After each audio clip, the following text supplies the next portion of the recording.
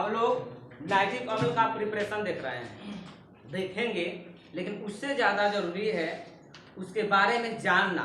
कौन सी बातें जानना? जो पीछे पढ़ करके आ रहे हैं 11th में। बातें समझ में देखना ध्यान से। यहाँ नाइट्रिक एसिड के बारे में तुमको बताएंगे।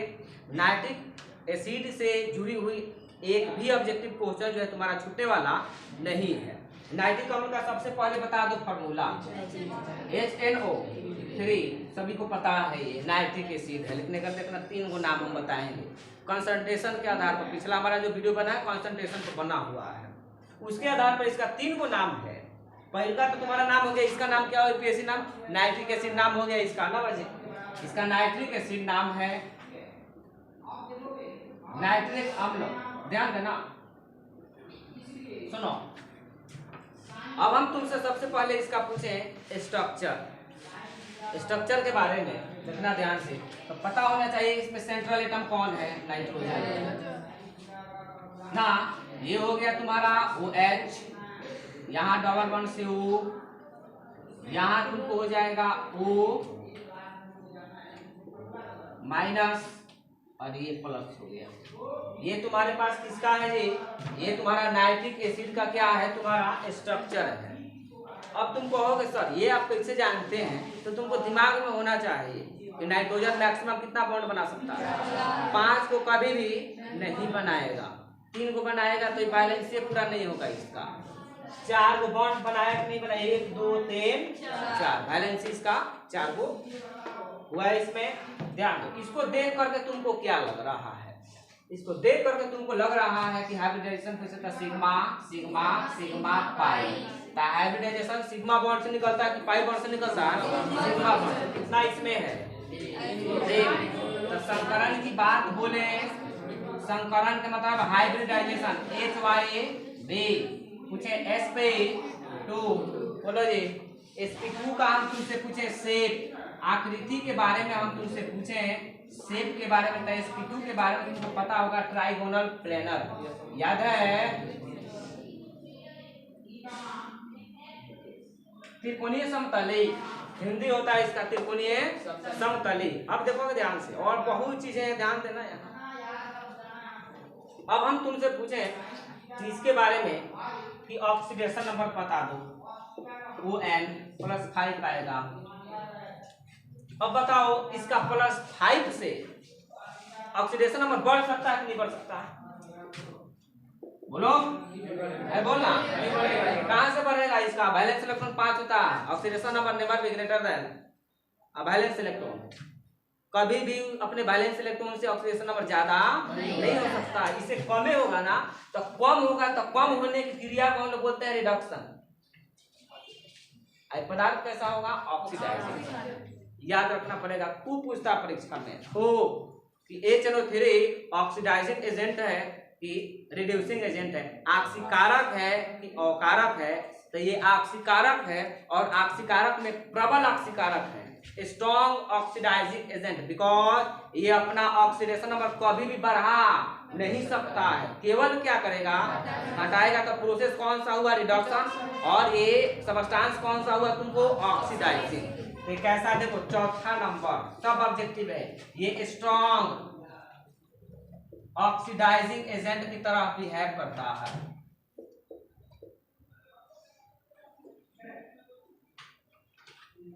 Oxidising agent. अब देखो दूसरा, ये 5वां नंबर देखना, ये कोरेसिव होता है। कोरेसिव के मतलब होता है संक्षारक।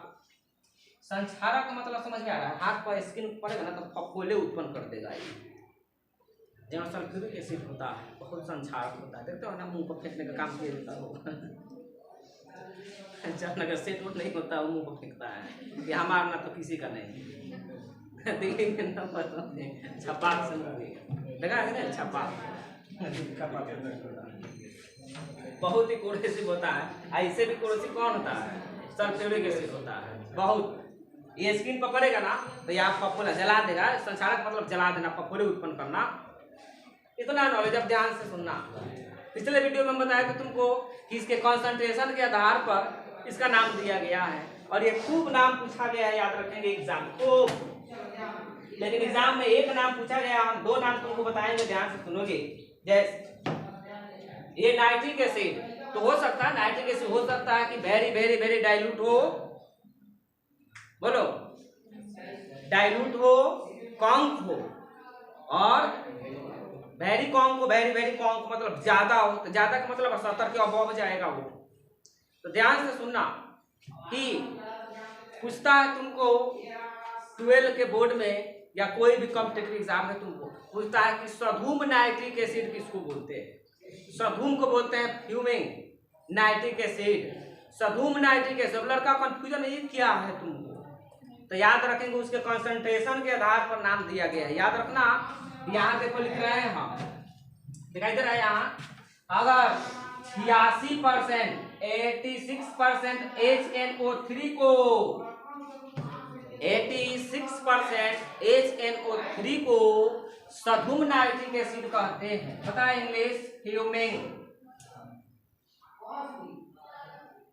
फ्यूमिंग नाइट्रिक एसिड, पता है। ध्यान से सुनना, ये पूछता है, लेकिन एक पूरा नाम हम तुमको बता दें। एक पूरा नाम है red fuming nitric acid. Short में नाम बोले तो RFNA, red fuming nitric acid किसको बोलते हैं, जिस नाइट्रिक एसिड का कॉन्सेंट्रेशन 86% हो। लेकिन ये रेड वाली कहानियां किताब में नहीं पूछता है, ऑब्जेक्टिव नहीं देता है, रेड वाला भाग नाम ही नहीं लेगा। बातें समझ में आ रही है ना, हम बता रहे हैं, ध्यान से सुनो। और 95% HNO3 को व्हाइट, अगर हिंदी क्या होगा, सधूम नाइट्रिक, बिहार में पूछता है नाइट्रिक अम्ल, सधूम नाइट्रिक अम्ल। व्हाइट या रेड की बात नहीं करता है, याद रखना। हम कंफर्म कर दे रहे हैं, कभी आ जाए कौन गारंटी है ना, बात समझे। तो ये हो जाएगा तुमको, ये है व्हाइट फ्यूमिंग